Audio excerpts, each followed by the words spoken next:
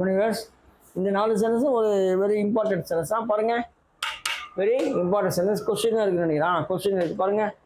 Let him be in your house for 2 days.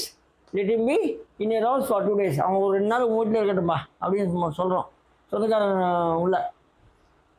அதே மாதிரி there is a mole. Mole என்ன? மச்சம். அதனால் there is a mole on my back.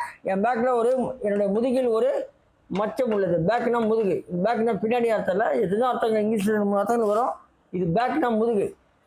என் முதுகில் ஒரு மச்சம் உள்ளது. How many kilos will 10 chickens be? அதாவது 10 கோழிகளின் எடை எத்தனை கிலோக்கள் இருக்கும்? 10 கோழி எத்தனை கிலோ, இது எத்தனை கிலோ இருக்கும் கேட்குறோம் இல்லையா, அதான் அது. How many kilos will 10 chickens be? அதாவது 10 கோழிகளின் எடை எத்தனை கிலோக்கள் இருக்குது, நமக்கு எத்தனை கிலோன்னு தெரியணும், அதனால நம்ம கேட்குறோம். How many kilos will 10 chickens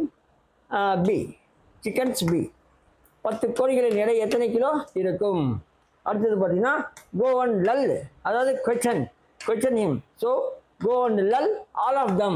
எப்பா அவங்களாம் போய் சமாதானப்படுத்த, அவங்க கோச்சிங் போயிருக்காங்க, அவங்கள போய் சமாதானப்படுத்த சொல்கிறது go and lull all of them.